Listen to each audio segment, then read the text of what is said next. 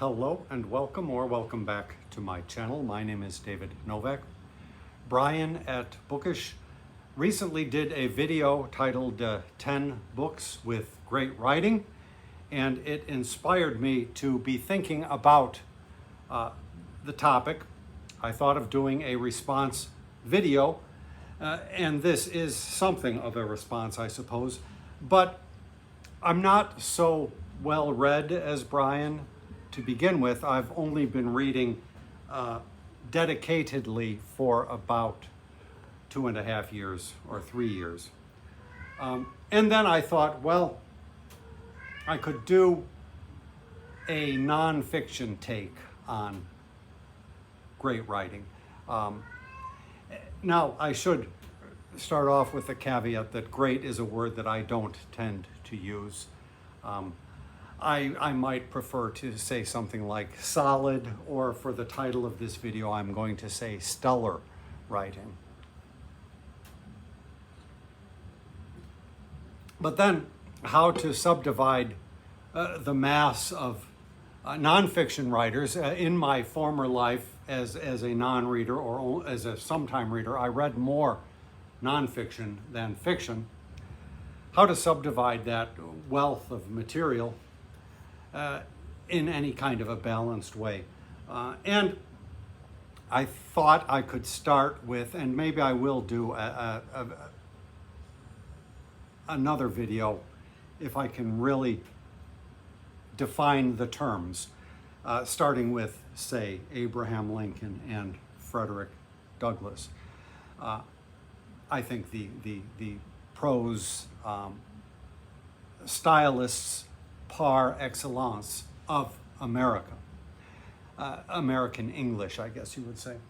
But going through my list, I realized that I had a lot of historians, beginning, of course, with Moses Finley, that I could draw on. So I'm going to read from 10, actually, maybe a little bit more, I may cheat there, 10 historians.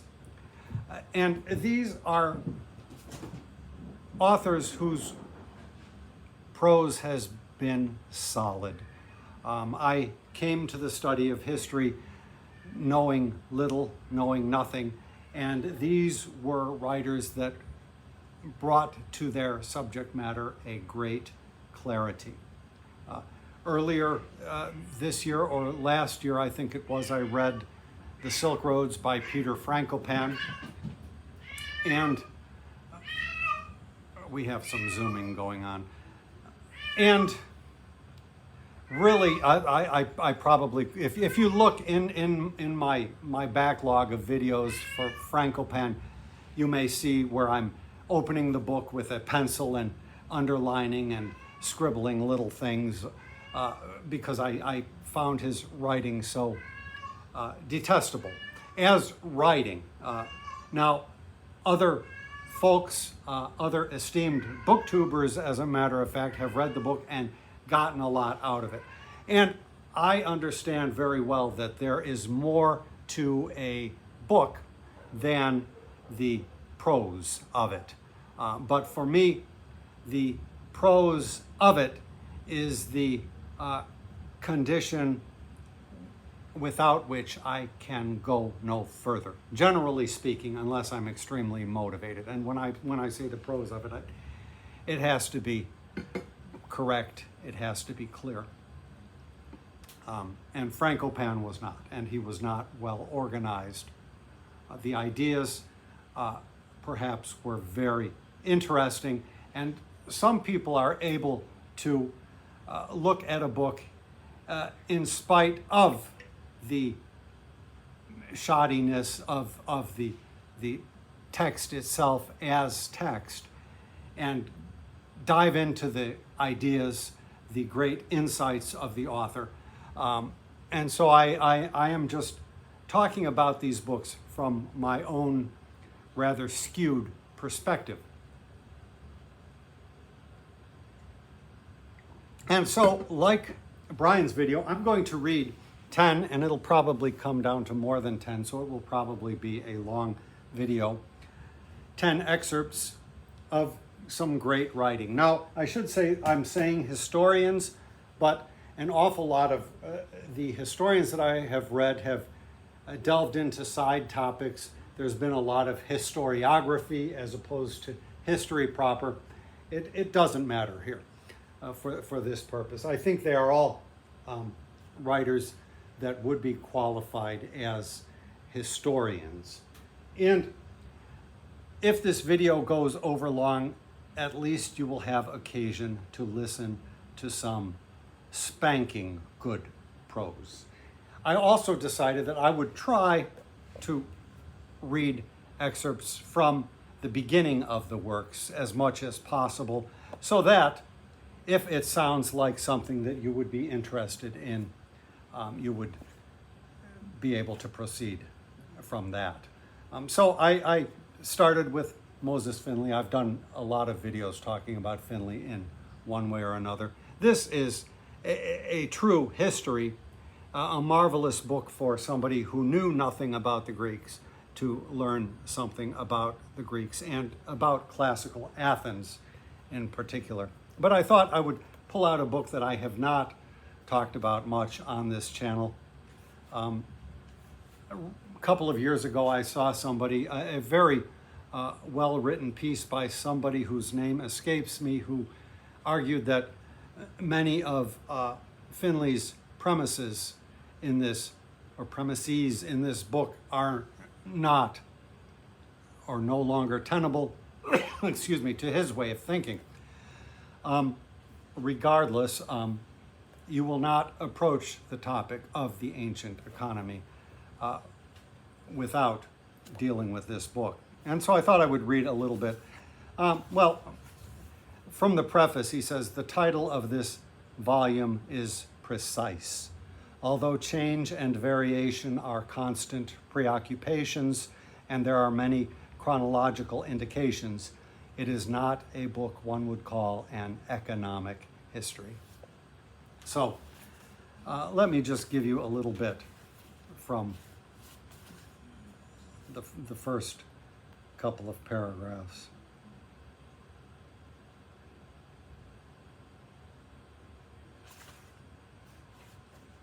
Now, I'll read the first paragraph and then a little bit of the second and break off wherever. So the first chapter, The Ancients and Their Economy. In 1742, Francis Hutcheson, professor of philosophy in the University of Glasgow and teacher of Adam Smith, published in Latin his short introduction to moral philosophy, followed reluctantly 5 years later by an English translation, the author having discovered that the preventing a translation was impossible.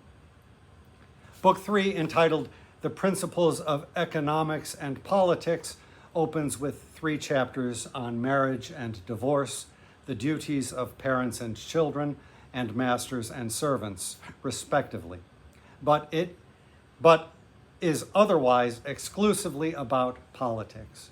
It is in Book 2, entitled Elements of the Law of Nature, that we find an account of property, succession, contracts, the value of goods and of coin, the laws of war. These were evidently not part of economics. Hutcheson was neither careless nor perverse. He stood at the end of a tradition stretching back more than 2,000 years. The word economics, Greek in origin, is compounded from oikos, a household, and the semantically complex root nem, here in its sense of regulate, administer, organize. The book that became the model for the tradition still represented by Hutcheson was the Oikonomikos, written by the Athenian Xenophon before the middle of the 4th century BC. So it goes on in that vein, but you can see how crystal clear the writing is. My second historian was Bernard Lewis, and I've read a good number of books by him. I thought I would read a little bit from the politics the political language of Islam. It's a very useful book to the incipient student of Islam, or the religious movement spurred by Muhammad. And I just thought I would show this. There were some interesting things. This is very much in the news today. Bernard Lewis, as I have mentioned somewhere, took a hard turn to the right. I'm sure he was always somewhat rightward leaning, and became a counselor to the neocons. Not that I think they ever really listened to him. And after the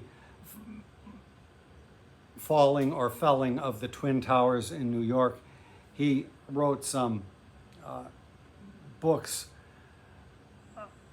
which seemed excessive by their titles, but I have not looked at those.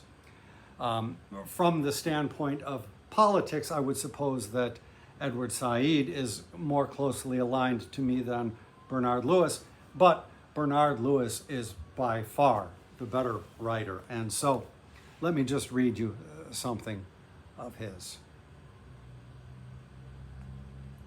This is from the first chapter, Metaphor and Illusion. In 1979, a series of events began in Iran, which brought profound changes, not only in the government, but also in the whole society of that country, with consequences reaching far beyond the Iranian frontiers. For these changes, those who accomplished them claimed the title revolutionary. Most outsiders, with whatever reservations, have accepted that claim. Revolutions express themselves differently, and each has its own way of formulating its critique of the past and its aspirations for the future. The French Revolution, with its ideological background in the 18th century Enlightenment, formulated its ideals as liberty, equality, fraternity. The Russian Revolution, with a background in 19th century socialism, set forth its plans for the future in terms of a classless state to be achieved through a dictatorship of the proletariat. The Iranian Revolution presents itself in terms of Islam, that is to say, as a religious movement with a religious leadership, a religiously formulated critique of the old order, and religiously expressed plans for the new. While the Jacobins thought of themselves as Roman republicans, and the Bolsheviks were concerned to repeat or avoid the various events of the French Revolution, Muslim revolutionaries looked to the birth of Islam as their paradigm and saw themselves as engaged in a struggle against paganism, oppression, and empire to establish, or rather restore, a true Islamic order. Major revolutions have a resonance far beyond the countries in which they occur. So that was the first sentence of the second paragraph. You can see how he begins by situating his concepts within the history of similar concepts, revolutionary ideas. And he goes through this book. If you follow, Muslim or ex-Muslim YouTubers, you will hear a specialized vocabulary come up. And many of these terms he talks about in great detail, such as the phrase we all know, jihad. And it's very helpful. So I highly recommend Lewis. So next I thought I would talk about Runciman. I've been reading so much of him. I don't know how many books by him I have read, but this is his book on the First Crusade. Sorry about that. The First Crusade. I have it in another edition. And I'll just read you a little bit from first the first chapter again, the reign of the Antichrist, and there's a biblical quote which I will skip. Well, I'll give you two paragraphs. On a February day in the year AD 638, the Caliph Omar entered Jerusalem, riding upon a white camel. He was dressed in worn, filthy robes, and the army that followed him was rough and unkempt, but its discipline was perfect. At his side was the patriarch Sophronius, as the chief magistrate of the surrendered city. Omar rode straight to the site of the Temple of Solomon, whence his friend Muhammad had ascended into heaven. Watching him stand there, the patriarch remembered the words of Christ and murmured through his tears, "Behold the abomination of desolation spoken of by Daniel the prophet." Next, the caliph asked to see the shrines of the Christians. The patriarch took him to the church of the Holy Sepulchre and showed him all that was there. While they were in the church, the hour for Muslim prayer approached. The caliph asked where he could spread out his prayer rug. Sophronius begged him to stay where he was, but Omar went outside to the porch of the martyrium, for fear, he said, lest his zealous followers might claim for Islam the place wherein he had prayed. And so indeed it was.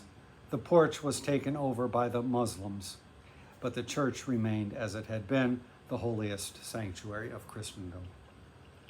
So you can see how very different Runciman is from Bernard Lewis. He is much more of a storyteller, historian. I had this book on my shelf before I knew who Runciman was, and long before I even really considered reading his work. And having just flipped through the opening pages, that scene which he set stood out over the years. Next, I will move into Rome, and this is the case of an author I've only read one book of. I hope to read more. F.R. Cowell, and I have another that I just haven't gotten to, and he has a very nice book about the history of gardens, and I've been meaning to get to that one for a long time as well, and just have not done so. Now, this is a book that I first heard about from an Amazon reviewer. I can't remember the name, and he was very explicit in his review that if you buy this book, you should look for the 4th edition, or I believe there was also a 5th edition, which this is. The first 3 editions were somehow not up to snuff. The book was revised over the years, and he gives you a great history of the Republic. And I'll just read, a little from the introduction. When the affairs of a country are in a bad way, it is useful to remember Oliver Cromwell's advice, to look back to the time when things went well and to try to see what subsequently went wrong. So that's from the introduction. Let me give you the first paragraph. Rome takes the lead in Italy. The city, my dear Rufus, stick to that and live in its full light.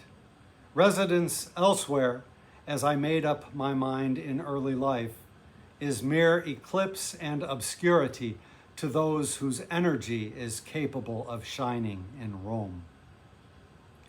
The gusto and unmistakable note of enthusiasm in these words ring down the ages through the 2,000 years that divide the man who wrote them from our own time. They excite curiosity. What manner of man was he, and what were the deep satisfactions which life in that city afforded. The city was, of course, Rome, and the writer was Marcus Tullius Cicero, at that time 56 years of age and proconsul or governor for the year 50 BC of Rome's distant province of Cilicia in Asia Minor. People are now telling me that you should say his name Cicero. I think there might have been something else. I'll read you a little bit more from the introduction. Rome was not built in a day is the enduring proverbial testimony to the complicated story that this book seeks to tell. For the origins of many truly Roman aspects of the period around Cicero reach back through the mists of time. The activities of Caesar, Pompey, Brutus, Cato, Antony, and the other celebrated figures of Cicero's age do not make sense unless they are seen in the light of this long evolution. It is a story in which the promise of great achievement is indeed realized, but despite great success, the end is ultimately a chaos that seems to have been unavoidable. The Roman Republic did not fall before external foes. It had not been permanently crippled or weakened by long wars against powerful neighbors. What, then, were the faults and weaknesses that brought it to disaster? Were they due to defects in Roman political life or to a faulty machinery of government? Were they the result of an unsound economic system which discouraged the production and upset the distribution among all the people of the good things of this world? Was Roman law unjust, producing social discontent and resentment? Or did the trouble spring from some deeper cause, traceable perhaps to some fundamental change in men's attitude towards life? If so, was it a matter of altered social relationships between one class and another, between rich and poor, between the old families and fashionable society on the one hand and the unknown common man on the other, between the free and the slaves, or between the Romans and the Italians, or the Romans and foreigners? Beyond all these possible sources of weakness, was there a failure of old religious and moral beliefs and a decay of old habits that had, in the last resort, been the true source of the vitality of the state? So, these are the questions which he addresses in this book, and you can see how he raises at the forefront what the questions are. So that's, of course, a hallmark of good writing, to be sure. I don't exactly know why I have two copies. Maybe one of these is the wrong one. I had another one, and it was neither of these editions, and it somehow was left in the window that was open. We are having a storm right now, which is nice because the temperature has been like 99 degrees Fahrenheit, very oppressive, and this storm is supposed to be clearing away some of that humidity. So next I will read a little bit from Mark Edward Lewis. I've got several books from the Harvard History of Chinese Empires or something like that. He wrote the first 3 volumes, 1, 2, 3. I've only read the first volume about 2/3 of the way through and then DNF'd it. I want to get back to it. It's clear writing, but the information can be hard to take and hold down, so to speak. So I am looking forward to that as a project. I've talked about it elsewhere.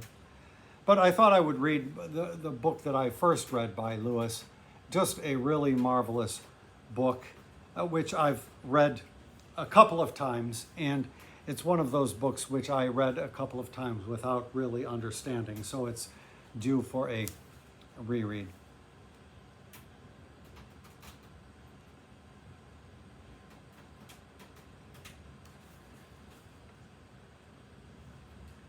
So this is just from the introduction, and I'll read two and a half paragraphs, something like that.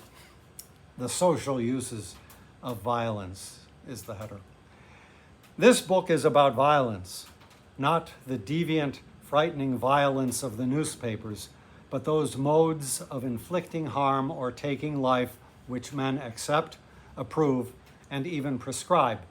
These sanctioned forms of violence appear in every human society, sometimes the subject of debate or criticism, sometimes framed with special ceremonies to separate them from mundane affairs, sometimes hidden away from the eyes of polite society, sometimes taken for granted as just another unremarkable aspect of life, but always acting as a constitutive element of the social order. Being universal, variable, and generally a matter of highest concern, sanctioned violence provides a useful key for the comparative study of societies or for the analysis of changes over time in a single society. This book examines the reorganization and reinterpretation of violence during warring states China in order to gain a new understanding of the political and social changes that led up to the creation of the first Chinese Empire. Although many aspects of the phenomenon of violence have been studied, there is no systematic exposition of the various uses, either for actual participants or for social analysts, of approved violence. I would suggest at least 4 such uses. 1, violence as compelling force, as the decisive element of the political order. 2, violence as a definer and creator of social groupings. 3, violence as a marker of significance. 4, violence as an element in myth or in metaphoric thinking.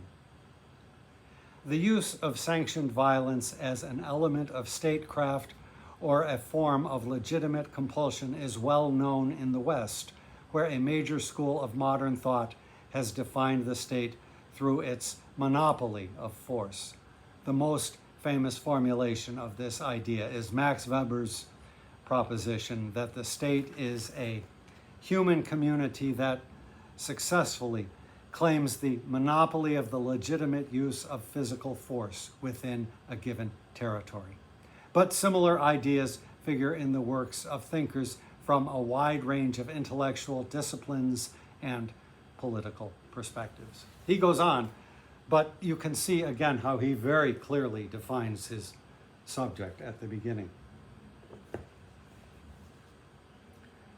Next up, well, I began thinking about, initially I was going to do Maurice Keene, who I only just read, but I've only read one book by him, and I thought, well, I should really perhaps go to George Holmes. I've read every book of his but one, I believe, and I decided I'm going to read, this was a marvelous book in its day, but I thought I would read the opening part from his book on England, which I have not read, having no interest in the history of England.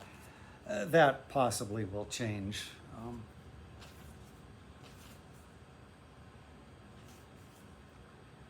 Now, how far shall I go with this?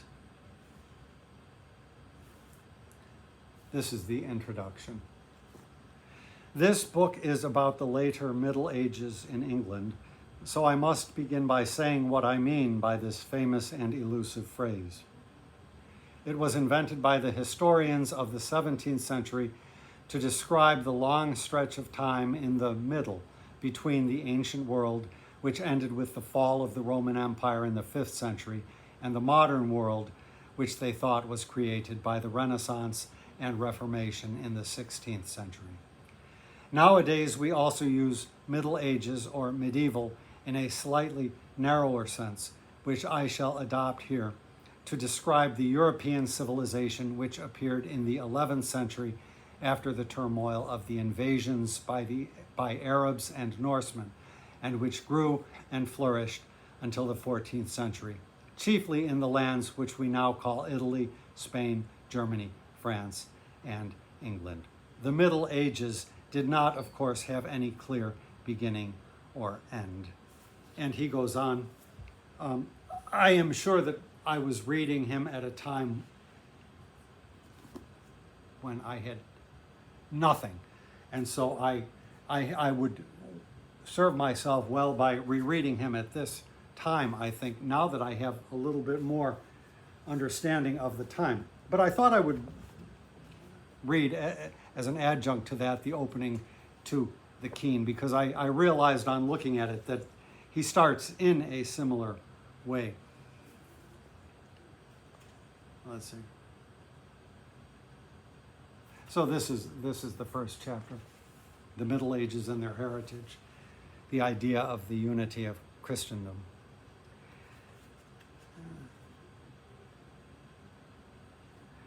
It was the men of the Renaissance who first called the period which preceded their own the Middle Ages.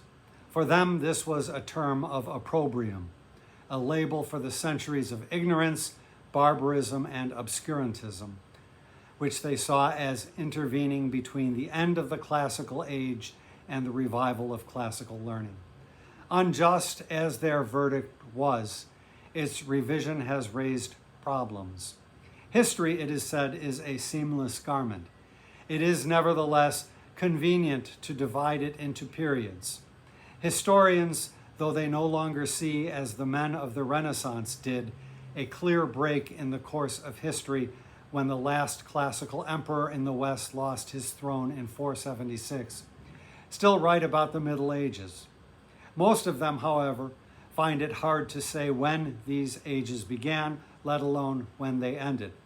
Just where the limits are, in fact, drawn depends very much on the standpoint of the individual historian. Advances in social, scientific, and religious ideas seldom keep even pace with each other. Those who view this or that change as of special significance will divide their periods of history differently. The problem of defining such a period as the Middle Ages is not that of finding limits which can be justified on all grounds, but ones which are justifiable. My first task, therefore, is to say what limits I am going to use and why I am going to use them. So you can see they both tackle very much the same problem in different ways.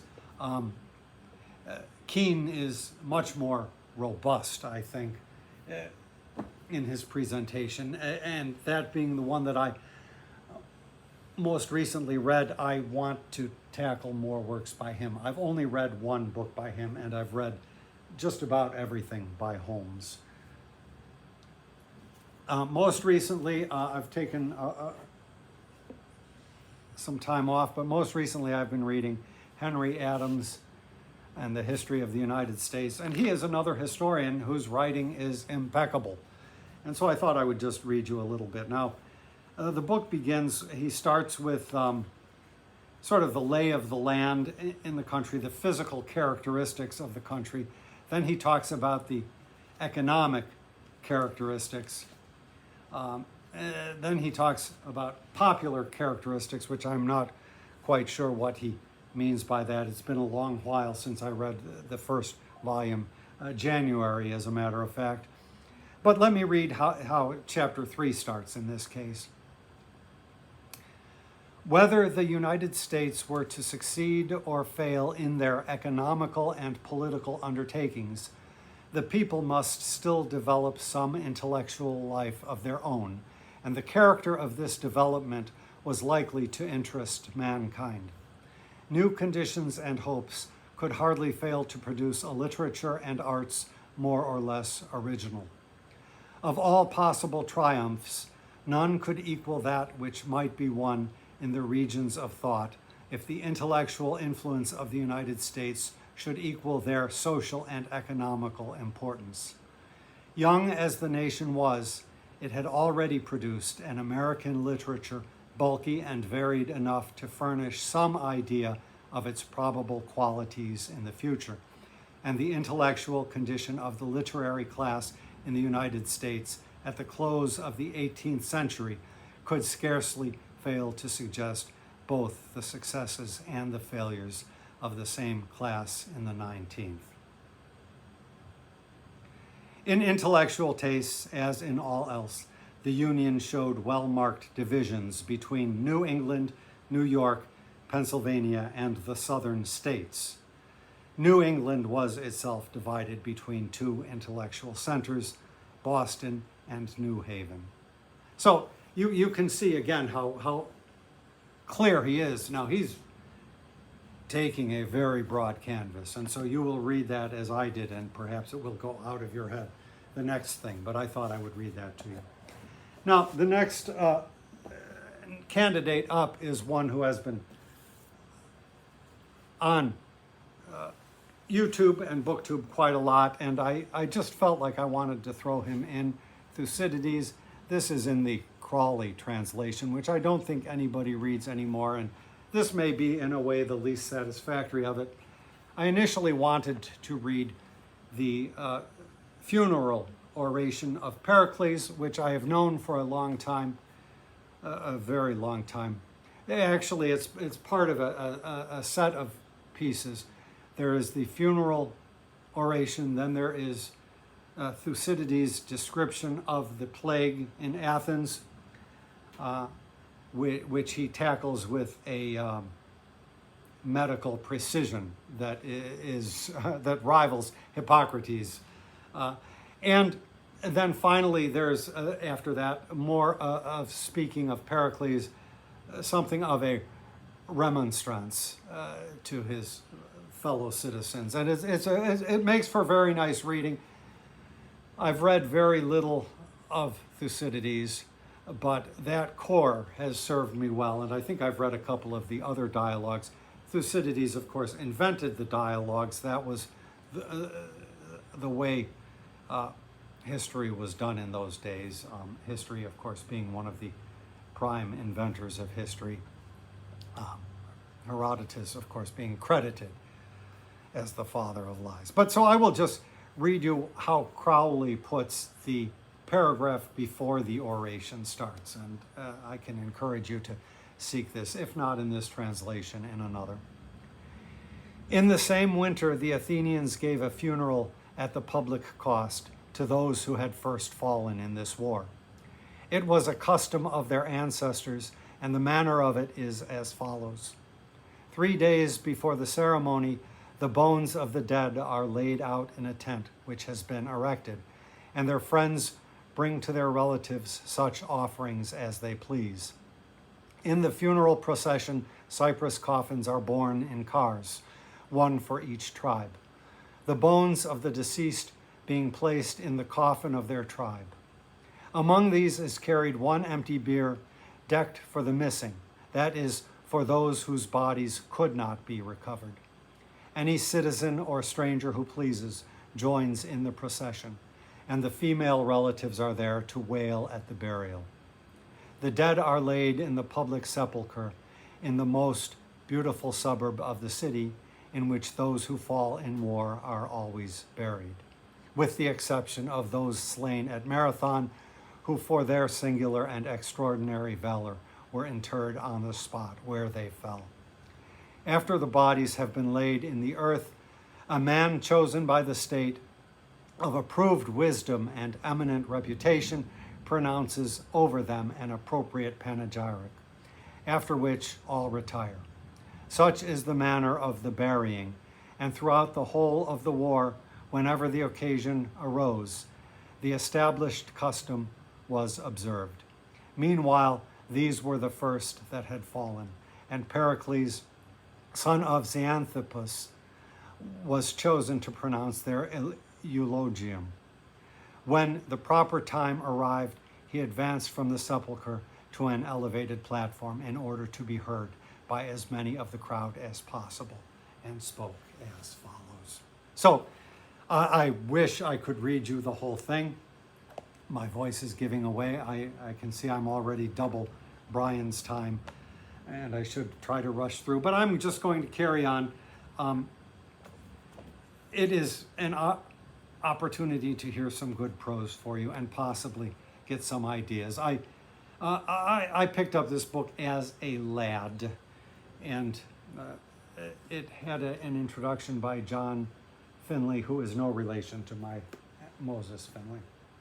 So next, let me go to, excuse me, Joyce Tyldesley, I believe her name is. Now, I pulled out 3 of her books. I mean 2 of her books out of 3.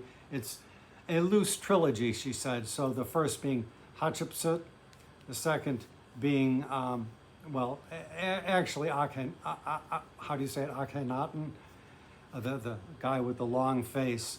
But of course, Nefertiti is also a prime focus. The 2 of them were a thing.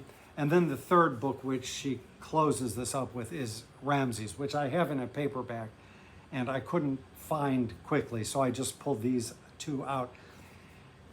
So if you're going to read Joyce Tyldesley, you will, particularly this trilogy, you will start with Hatchepsut. And so let me read how she starts with that. Now, Fred at the BookTube channel, Read by Fred, read this book and found it too dry to his liking. She is not one of those historians who is, like Runciman, a storyteller. She is not trying to tell a story. So if your goal in history is a story, she is the wrong person to look to. So this is just from the introduction, and I'll skip that prefatory matter.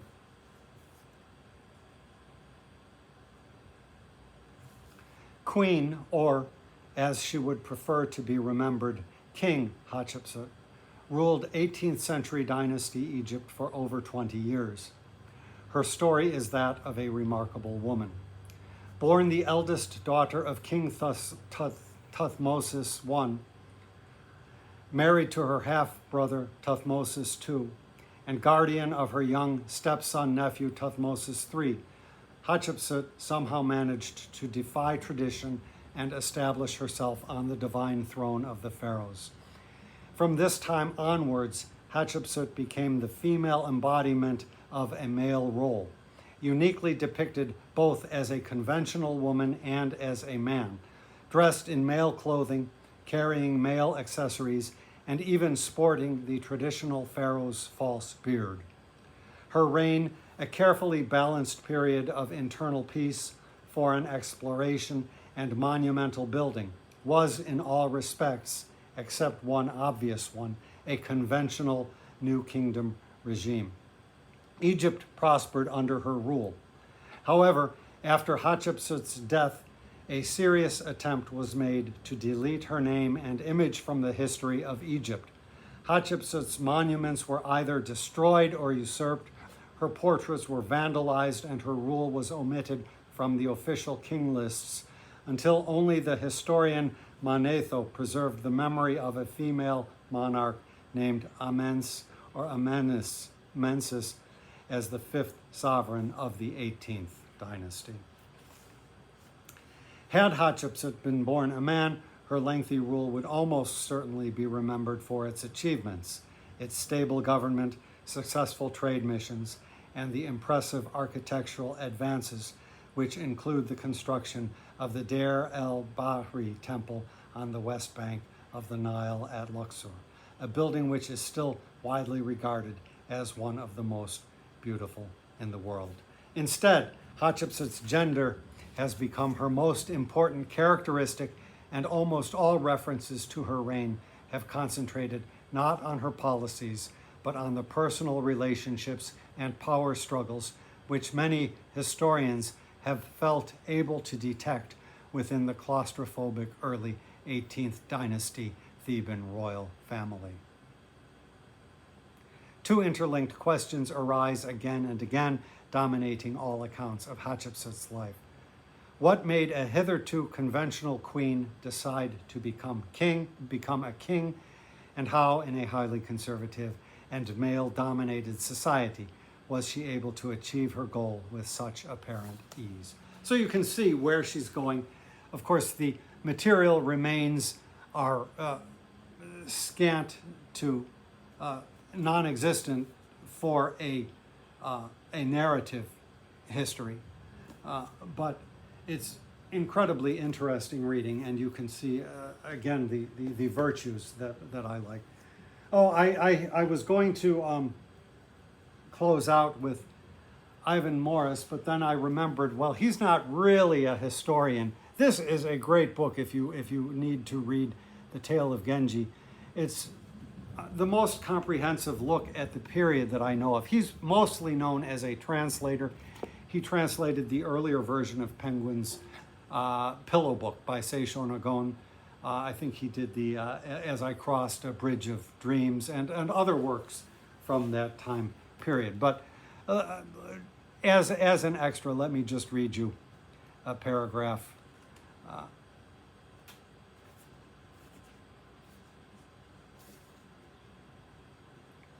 from the introduction. When the first Westerners set foot in Japan in the 16th century, they found a country in many ways as strange and unpredictable as the moon, yet which at the same time had certain remarkably familiar features. They saw a land divided into great feudal baronies, a land dominated by military men who for over a century had kept the islands in a state of almost perpetual warfare. War, indeed, was the main fact of life, and with it came all the horrors and misery that Europe, too, had known for so long. The visitors from the West recognized much else that was familiar.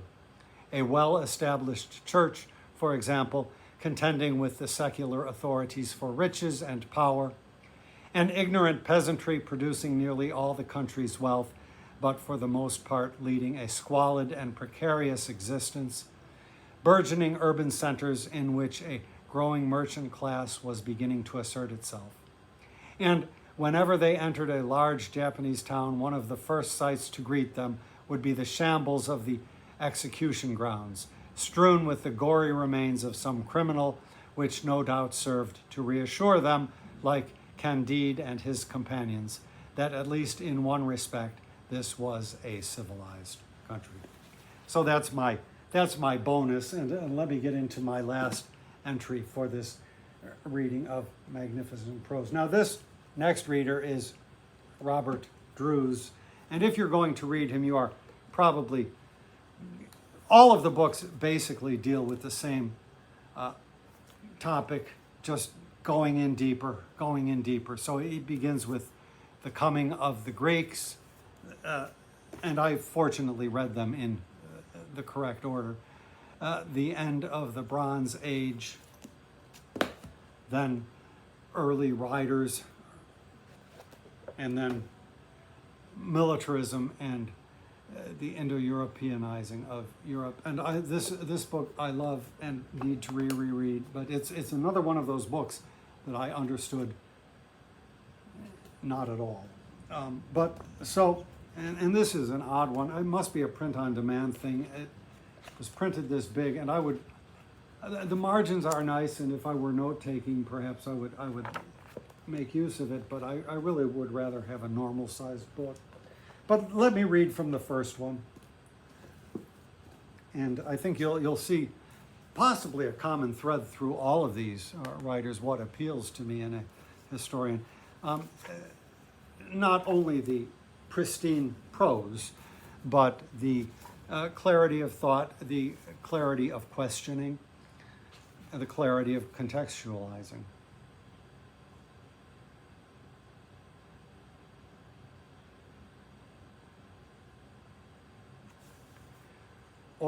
Origins of the question. Oh wait, was that what I wanted to read? Well, that would be...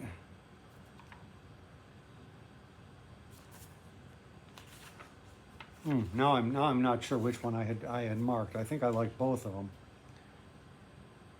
Well, let me start with the introduction. Yeah.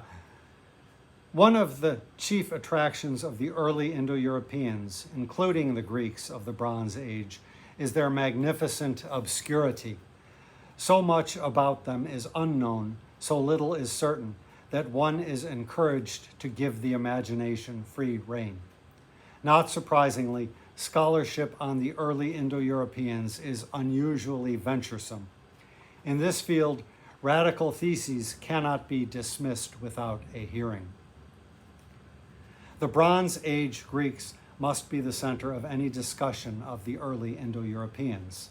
This is so because more is known about the Greeks than about any other Indo-European people of the second millennium BC.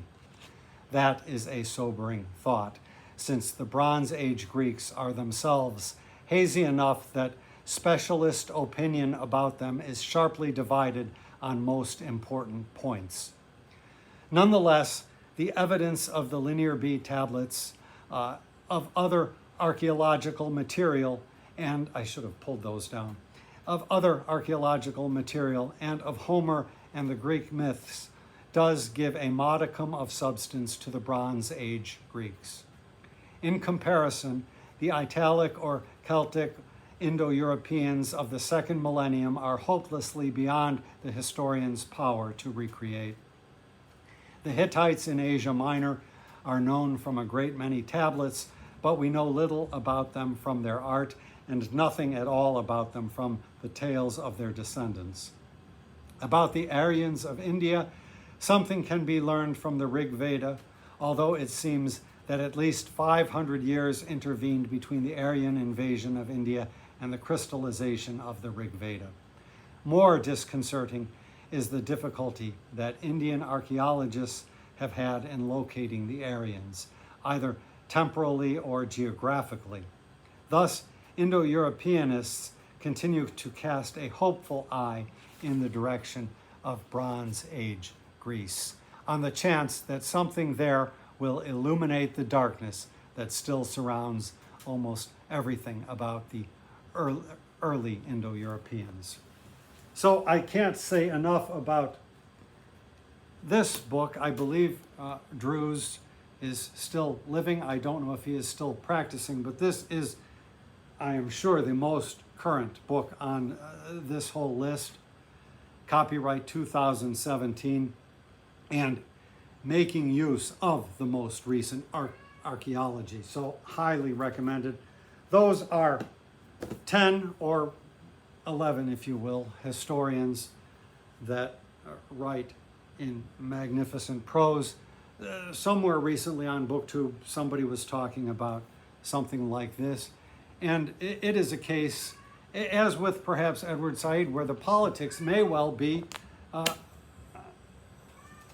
akin to my own to a degree. I have not read it and have not been able to read it because the writing is not that good. Let me just give you the first thing. Arawak men and women, naked, tawny, and full of wonder, emerged from their villages onto the island's beaches and swam out to get a closer look at the strange big boat. I won't go further than that, but you can see what divides this from all of those books. This one, Zinn is trying to paint a fanciful picture, which may well be a good revision of much of the history that many people have come to accept as the way it was, the way it happened. But it's not the sort of history that I care for. I will put a link to Brian's video in the description and urge you to check it out. I have thought of other possible themes. I am slowly trying to think about works of fiction that I could use for a 10 great, I forget how Brian said it. Let me just use my phrase, the 10 pieces of stellar prose from say, fiction writers. And I've also thought I could possibly do one of the same, just dealing with books pertaining to China. So I will leave this there. As I say, I encourage you to check out Brian's video. Thank you for stopping by my channel.